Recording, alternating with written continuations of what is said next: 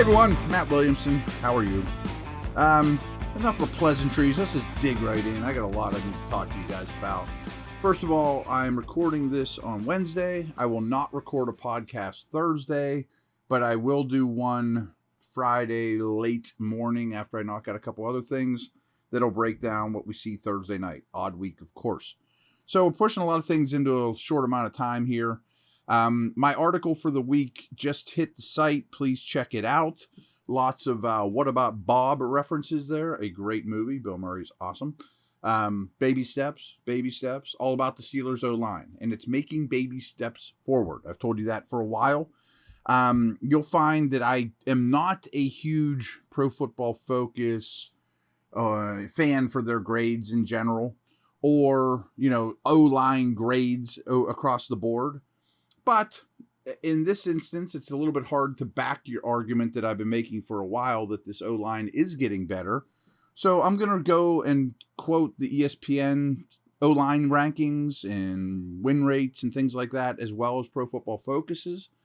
And it's a little eye-opening. And again, I don't think what they say is gospel. That's not what I mean here. I'm just kind of backing my argument that this line might not even be the offensive problem. Again, read the article. It's a little more in-depth.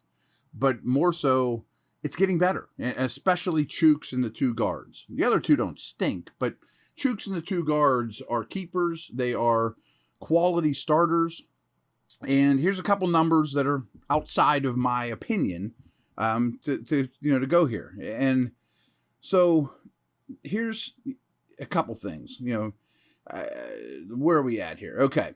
I told you after the preseason game, losing to the Jags time and time again. And again, what I like these numbers for O-line is one-on-one matchups. Much more so because when these guys don't know the protection schemes and blown assignments when they set these grades out. But if it's a one-on-one matchup, Dan Moore versus Garrett, I trust these guys to get it right that this guy won, this guy lost, whatever. And I told you that the Jags whipping up on a rebuild O-line in the preseason isn't as bad as you think it is. And, well, the Jags are third right now in pass rush win rate. The Bengals are 7th. And New England's run defense is 9 for ESPN's ranking. So those aren't, no-brainer, terrible teams that they've gone against. And this might blow you away. The Steelers' pass blocking for ESPN is 10th in the league, tied with Tampa Bay. The Steelers' run blocking is 23rd, which may even be a little generous. I mean, I think the protection is much better than the run blocking. I mean, again, I'm not defending this O-line like it's flawless. But the point of my article is they're making baby steps forward, and I'm not sure it's the problem here, and it's getting better. Everyone just assumes the O-line's horrible. Pro Football Focus has the Steelers' pass protection at 7th. 7th in the league, 7th best pass blocking in the league. ESPN has them at 10th. They also have their run blocking at 19th, and ESPN's is at 23rd. So some of the guys they've gone against also are very high in these metrics as well, ESPN's. DJ Reader is 3rd. He is a monster, and there's some clips of him in this article that are pretty impressive. He is going to destroy everybody he plays against. He's 3rd in interior D-line metric. Like, he's in Aaron Donald land right now. Trey Hendricks is 7th amongst the edge rushers. And the Patriots have 2 of the best run stuffers. And Dietrich Wise, he's an edge guy. He was 3rd. And Davon Godchaux was 8th amongst the interior guys. So I always like to cite who they're playing against. When you look at ESPN's tackle rankings, Chooks is 10th among all tackles in pass blocking. James Daniels is 2nd amongst all guards. They don't have anyone in the top 10 at tackle, guard, or center in run blocking, which, again, the run blocking is much worse than the protection. That's what I'm telling you here. In terms of overall grades for Pro Football Focus right now, if you go look at their tackles, it goes Andrew Thomas. He was like the 6th pick overall. Rashawn Slater. He was like the 11th. Laramie Tunsil should have been like the 4th if it wasn't for the bong mask. And then Chooks Okorafor is 4th. So again, I'm just kind of backing my point here that these guys might not be as bad as you think. Pro Football Focus, just so happens Dotson and Daniels tie as the 19th best guards in the league. You'll take that. I mean, if you give me the 18th and 19th, 19th and 20th best guards in the league that's starting 64 guards every day, I'll take that. And Daniels is their third best guard in protection. So I just wanted to throw those out there. Go check out the article. More importantly, there's a lot more there than what I just said. There's a lot more context. But just wanted to throw those numbers out that maybe Williamson's not crazy, that this O-line is coming along, and baby steps, folks. All right, we'll take a quick break, and then I want to run down some of the Thursday night matchups that I'm most curious about.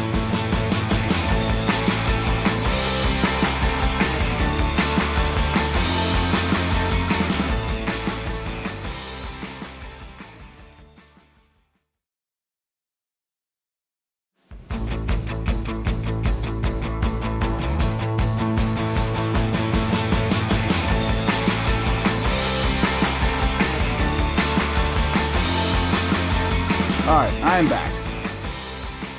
This one, in terms of finding intricate matchups, I'll throw a few at you, but there's two that matter. It's stopping Chubb and Hunt, who, frankly, are splitting snaps. They're basically 50-50. I mean, Chubb has a slight advantage, but he's the better player. They're a very run-oriented offense, and their offense has been quite good this year. And Chubb's an elite player, and Hunt's the best backup you'll ever find. So that's the matchup, whether you want to call that Miles Jack, Cam Hayward, blocking, whatever, tackling, whatever. And Myles Garrett. And Garrett, I don't know if he's playing or not, but he's fighting a neck injury. On these short weeks, I don't really trust the practice reports and medicals as much because rest him, just get him there for Thursday. I'm guessing he'll play. Back to the O-line situation and Chooks. They'll move Garrett around, but he's mostly going to come off Trubisky's blind side against Moore. I would be blown away if he is not getting help, Moore, that is, against Garrett every pass snap that those two line up against each other. Which means, Chooks, you probably got the other dudes. And the other dudes, without Clowney, aren't very good. And that's one of the matchups to me here to watch. As we just talked O-line, Myles Garrett aside, and wow, if he doesn't play, this is quadruply true.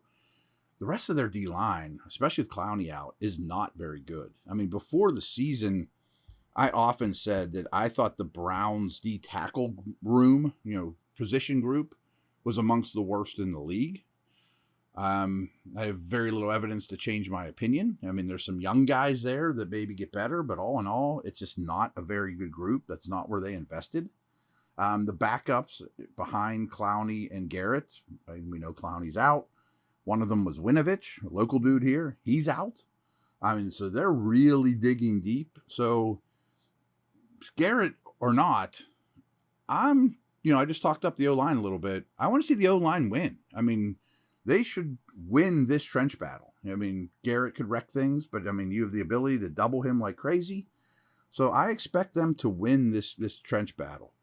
Browns have had a lot of coverage issues, communication issues, allowing a lot of big plays. And I think their defensive backs are very talented and is a very good group. A lot of high picks, and most of them are basically living up to that pick. But the communication thing is something to watch there. And frankly, I think the Steelers receivers, including Freiermuth, aren't at a disadvantage against any secondary in the league. I mean, Deontay Johnson's open all the time. I expect more from Pickens. I do expect more downfield and intermediate throwing. So that could be a strength on strength if Cleveland doesn't screw it up mentally, doesn't screw up their assignments. So Steelers pass catchers, mostly the top three receivers and Muth, versus their coverage guys is a matchup absolutely to watch. But the biggest one, of course, when the Steelers have the ball is what to do about Myles Garrett if he plays. On the other side, when the Browns have the ball, it's all about stopping those running backs. I mean, there's no way around that. However, they are without their right tackle, Conklin. I assume he won't play. He did not play last week, and this is a short week, and he hasn't practiced yet, so I'm assuming he's out. Do you move Highsmith over there? I mean, they don't have Hubbard either. Remember Chris Hubbard? He's not going to be there either. So they're on a third-string right tackle, basically, who's a second-year player, Hudson, who isn't particularly strong. He's an athlete. He's a work in progress that needs to beef up and get heavier and learn technique. But he's kind of a project for down the road. Might you move Highsmith over him? I expect a lot of the same looks we saw with New England, with Leal there, Hayward, Wormley, maybe even standing up, particularly Leal. Maybe they overpower him, especially in the run game. So I think that's something to watch. Their center is their third center as well, Posick. I mean, he's really a backup. But their guards are fantastic, and they are high-quality dudes. I want to see a little more out of Cam. I have no right to give Cam a hard time. He's awesome, but he should battle Teller and Bitonio and win more than he did last week. Bitonio is also on the injury list. I'm guessing he'll play as well. Again, don't trust short week, medical stuff all that much. So keep an eye on the guards, but their center and right tackle are problematic. The guards are really good. The left tackle, Wills, was ninth pick in the draft or whatever from Bama. Been up and down. He's still kind of learning as well. I mean, I think Highsmith should beat him a fair amount one-on-one too. Like, that's not a slam dunk advantage for Cleveland. Wills, good player though. Probably bright future. The receivers, Peoples-Jones, Njoku, and Cooper pretty much never leave the field. They're not super scary. I mean, Dale and I were talking about this the other day on the drive, that a lot of teams, Steelers included, have a hard time figuring out what 5 skill guys do we want out there, because we got 6 or 7 or 8, when Austin comes back, how do we get him on the field, things like that. Well, the Browns have 4. They don't have 6, 7, or 8. I mean, they have Cooper, they have Njoku, and they have Peoples-Jones, and a back, Chubb or Hunt. They don't have a second tight end that's noteworthy. They're looking for a third receiver in a big way. So just something to know about their skill guys. I mean, whoever that 5th guy is, and pay attention to it, they'll play a lot of double tight end sets. They used to play a lot of 3 tight end sets, but they don't have enough tight ends to go around to do that with Jesse James hurt. They don't want to be an 11 with 3 receivers all that much, because then you're getting guys out there that you don't trust. David Bell from Purdue, Anthony Schwartz is a small speedster type, but those guys are all 4s. I mean, they don't have a 3. And Peoples-Jones is the 2. Njoku never leaves the field. Those guys are fine, but they're not, Kelsey. They're not great players. And Amari Cooper's a little bit overrated, in my opinion. He had a big week, good route runner, but I don't think he's a wide receiver 1 in this league. And, the Steelers skill guys are much better than these pass catchers. Not even close. So those are some matchups to watch. Next time I will talk to you, we will have a game in hand, and the Steelers will be 1-2 or 2-1. So there you have it. Thank you very much. Over and out.